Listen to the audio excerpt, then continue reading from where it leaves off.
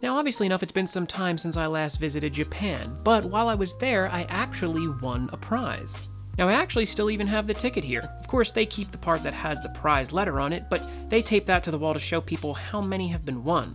And in Ichiban Kuji, there are prizes ranging from A down to F, basically. And that prize was letter B, one of the best prizes you can get. And it was Super Saiyan God Super Saiyan, otherwise known as Super Saiyan Blue Gogeta, from the recent Broly movie. Now, of course, that movie was incredibly popular, and so they released some Ichiban Kuji prizes that you could win at your local 7-Eleven. I happened to be in Kyoto, and the one that I went to had quite a few prizes already won, but I said, you know what, let me have one of those tickets for the Ichiban Kuji.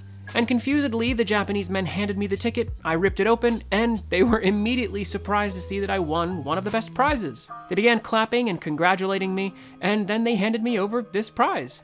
That was a really awesome memory to make while I was in Japan.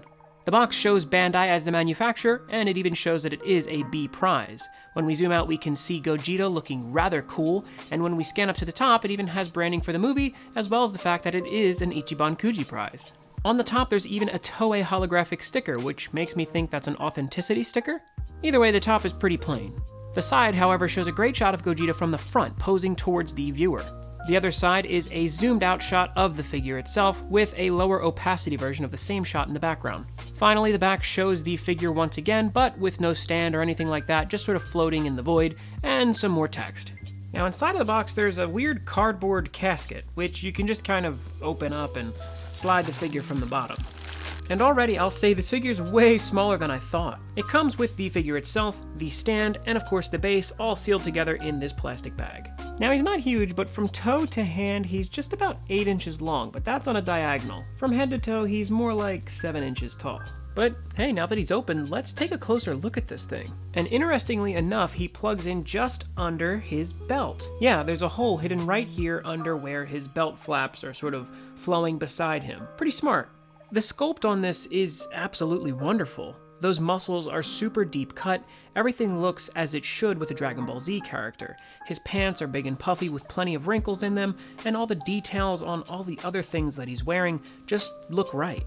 There's deep etches on the cuffs of his vest, and his wrists are even covered in a somewhat shiny pair of bracers. Everything here has sort of different textures, which works really well compared to his skin, which is more matte. There's a lot of great paint application on this too, from the wrinkles in his pants to the very deep cut muscles on his arms and chest. Everything here is painted to a level of great detail, and this really does look like a Dragon Ball Z character come alive. Another really interesting thing is his hair.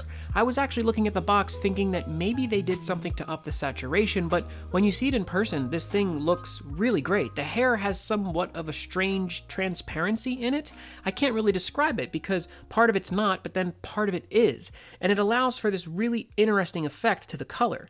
The detailing in the hair looks really great, and the color is really just part of why it looks as good as it does. Now, a figure like this would cost you $7 to win if you were playing Ichiban Kuji, which I won in one try. Rather than winning a towel, I won one of the best prizes, so I gotta say the value was great for me. But if you want to purchase him, you can find him on some websites. I've seen him as cheap as $30 on a website, but I remember when I was in Japan after I won him, I was looking on eBay and he was going for much higher, but I guess times change.